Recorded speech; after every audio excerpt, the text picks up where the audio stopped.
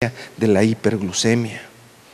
De tal suerte que si nosotros controlamos la resistencia a la insulina, uno de los fenómenos que nosotros vamos a poder frenar es la apoptosis acelerada, como les platicaba el doctor Zacarías, y frenarla a expensas de dos situaciones muy importantes.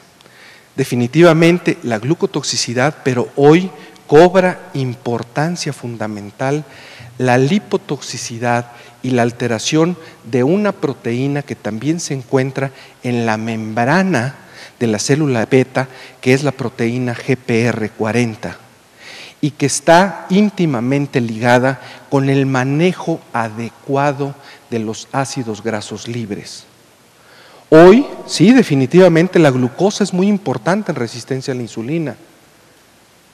Es muy importante modificar la cantidad y el tipo de carbohidratos que comen los pacientes.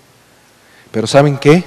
Hoy es muy importante saber que la lipotoxicidad es tan grave como la misma glucotoxicidad, y que dentro del deterioro de la célula beta, uno de los fenómenos centrales es este manejo anormal de los ácidos grasos libres, que termina por presentarnos un islote ya con estas características. Ya cuando pasaron esos 10 a 15 años de resistencia a la insulina, que el islote estuvo sometido a lipotoxicidad, a niveles bajos de incretina, termina por presentarnos un escenario como este, un escenario triste en el cual ahora vemos un islote hipocelular, un islote que inclusive presenta ciertas atipias, pero un islote en el cual se empieza a hacer patente la sustitución del tejido por una proteína que es el amiloide. Fíjense qué padre pudimos ir encadenando todo esto hasta llegar al momento de la diabetes. Pero, ese es el mensaje, tenemos que tomar en cuenta todo ese momento previo, porque desde ahí podemos intervenir, y porque la resistencia a la insulina y la hiperinsulinemia por sí sola es un factor de riesgo independiente, fíjense bien, para problemas de tipo cardiovascular. De ahí que de los medicamentos con los que contamos para manejar resistencia a la insulina, hay medicamentos que te permiten modificar la lipotoxicidad y te permiten modificar esta proteína GPR40. Entre ellos, la pioglitazona, que modula, ¿sí?, y que ayuda a que esta proteína GPR40 sea más eficiente y se maneje de mejor manera la lipotoxicidad, haciendo que el islote se preserve. La pioglitazona es un medicamento con el que contamos en nuestro armamental cotidiano. Esto se pudo ver además en un estudio a largo plazo, que es el estudio PROACTIVE, en el cual se pudo identificar cómo, a diferencia de la cinética de otros medicamentos, cuando tú utilizas pioglitazona, se mantiene en el tiempo el efecto del medicamento. Y esto, ¿sí?, apoya el hecho de que de una u otra manera el islote se mantiene y el islote deja de perder función, o por lo menos deja de perder la función en la forma acelerada en la que lo venía haciendo. De aquí que inclusive hay noticias alentadoras como esta, esfuerzos alentadores como este. Este acaba de aparecer en marzo 24 de este año, nada más en New England Journal of Medicine. Un esfuerzo en el cual se utilizó precisamente pioglitazona, ¿sí?, en pacientes con prediabetes, y se pudo ver que se detenía en el 72% de las veces el proceso de deterioro a diabetes. Entonces, lo que les estoy explicando no solo es teórico, no solo son ideas que están ahí como una proposición, sino son cosas que se están aplicando y que si no ahora, en algún momento tendrán la efectividad y el peso suficiente para poder utilizarlas de forma generalizada. Así bien, la resistencia a la insulina debe de ser tratada de forma integral, y debe de ser abordada de forma completa. Si nosotros tratamos resistencia a la insulina exclusivamente con metformina, efectivamente sí mejora, ¿sí? Y si nosotros la evaluamos por medio de un instrumento para medir resistencia a la insulina, como es el HOMA, nosotros podemos ver que efectivamente la metformina disminuye la resistencia a la insulina. Si nosotros vemos qué pasa con otro sensibilizador de insulina, como es la pioglitazona, nosotros podemos ver que también disminuye la resistencia a la insulina y que quizás en cierta forma más que la misma metformina. Pero ahora no es cuestión de poner en competencia una con la otra, sino chequen lo que sucede cuando nosotros utilizamos metformina con pioglitazona. Metformina con pioglitazona, ¿sí?, actúa sobre diferentes puntos y aborda la resistencia a la insulina de forma integral y por lo tanto disminuye de una mejor manera la resistencia a la insulina. Y esto se ve expresado, ¿sí?, en disminución de la hemoglobina glicada, que si bien nosotros viéramos lo que sucede con pura metformina, que es como se inicia a los pacientes en tratamiento cuando debutan con diabetes, a que si lo vemos cuando se usa con pioglitazona y metformina, la reducción de la hemoglobina glicosilada es más alta. Y permítanme participarles de un caso con una medición especial que tenemos nosotros ahí en el centro. A los pacientes tenemos oportunidad de hacerles monitoreos ambulatorios de glucosa. Se les inserta, ¿sí?, un chip que se llevan a casa durante 72 horas. Este equipo manda a través de Bluetooth a un radio información cada 5 minutos y les envía, ¿sí?, una determinación de glucosa, de tal suerte que podemos tener alrededor de 250 a 300 determinaciones de glucosa en un día. Después, por medio de un software avanzado, ¿sí?, la podemos ubicar en una gráfica como esta, de tal suerte que lo correcto sería todo aquello que encontráramos nosotros en esta banda de color verde. Y como pueden ver, cada uno de los colores es un día diferente de determinación. Y aquí lo que podemos ver es que este paciente pues llega a tener inclusive glucosas por arriba de 300. Este paciente con una hemoglobina glicada inicial de 8.2%. Este equipo te permite también ver las glucosas más altas que tuvo el paciente, en este caso son 400, la glucosa más baja de 64, te saca un promedio, pero sobre todo una medida muy importante que es la desviación estándar, que nos habla de la variabilidad glucémica y ya tuvieron ustedes una plática de esto.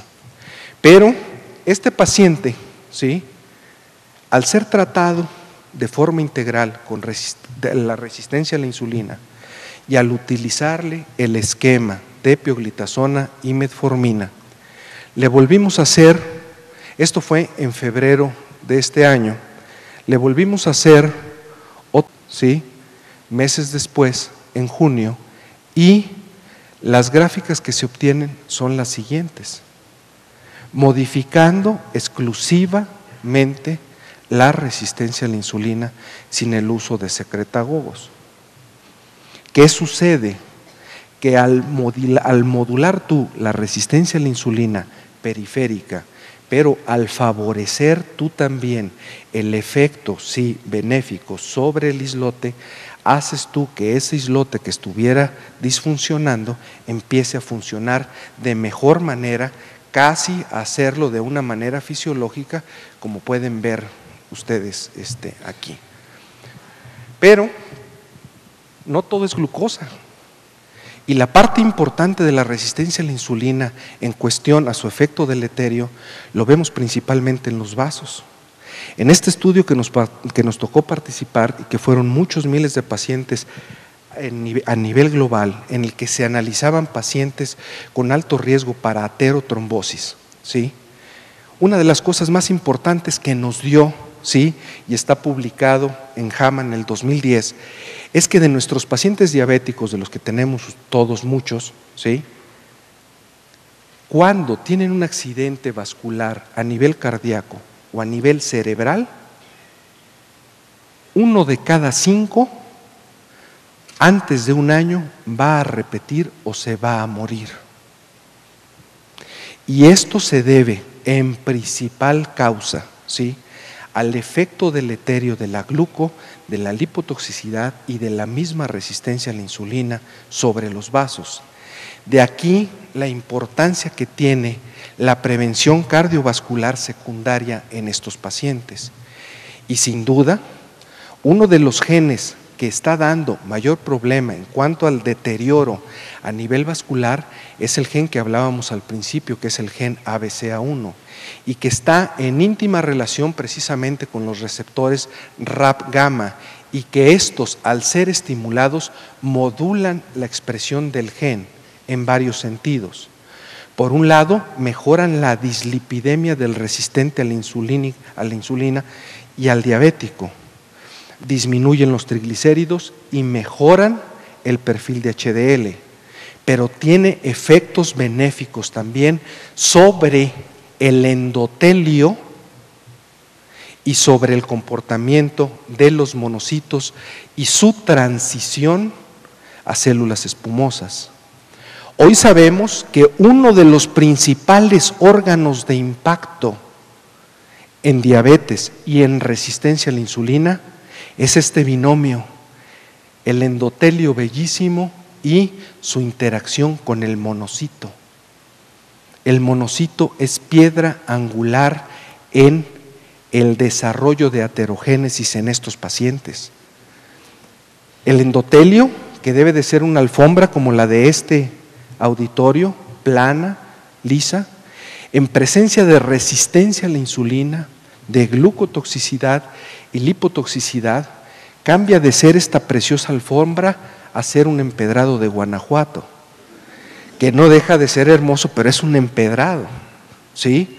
Y además, ¿sí?, presenta edema, citólisis y depósito de plaquetas, que es el lecho especial para poder desarrollar esto, una placa aterosclerótica. Este también es un paciente de nosotros en el cual llegó con un síndrome coronario agudo, hubo oportunidad de hacerle un cateterismo cardíaco y de hacerle un ultrasonido intracoronario. Se pasa una sonda de ultrasonido a través de la coronaria y se pueden obtener estas maravillosas imágenes en las cuales ustedes pueden ver la diferencia entre la línea amarilla y la roja, que es la formación de la placa aterosclerótica, y la luz que le resta a este paciente para suplir su miocardio y que está ocluida en un 69%. Esto principalmente se debe al daño por resistencia a la insulina, gluco y lipotoxicidad en estos pacientes. Es por eso que la pioglitazona también tiene efecto, como les mencionaba, directo sobre el comportamiento del endotelio y sobre todo sobre la transición que tiene el monocito a célula espumosa, siendo este binomio, ¿sí?, lo que en mayor forma genera la aterogénesis en estos pacientes. Así bien, en un estudio en el cual se trataron pacientes que tenían diabetes mellitus, más o menos con un promedio de este tiempo de evolución y con una hemoglobina glicada de 7.8 en promedio, se vio que efectivamente disminuían los niveles de glucosa y de hemoglobina glicada. Pero ¿para qué traigo esta diapositiva? Para ver que como les mencionaban en la plática previa, tenemos que ver los efectos extraglucémicos de los medicamentos.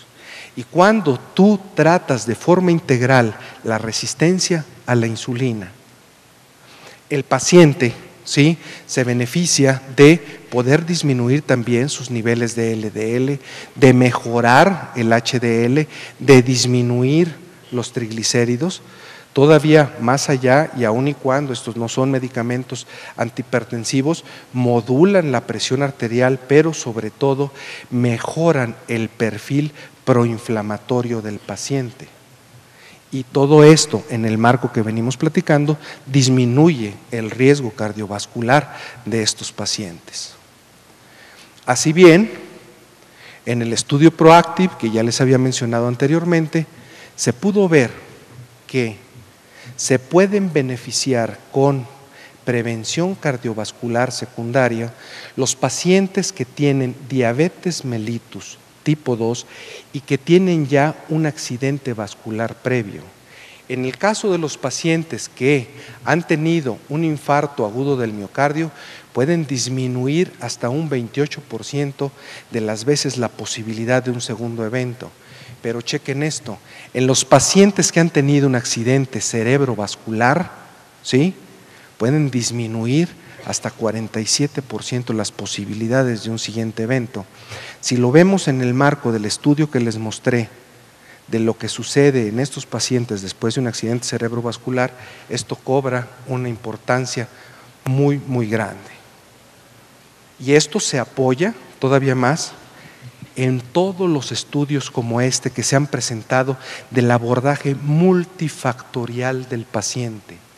El paciente con diabetes que es tratado con sensibilizadores de insulina, con insulina misma, con estatinas, con aspirina, con vitaminas, etcétera, el paciente seguramente tendrá un mejor pronóstico y una mejor evolución en cuanto a las posibles complicaciones que tienen los pacientes, principalmente a nivel cardiovascular.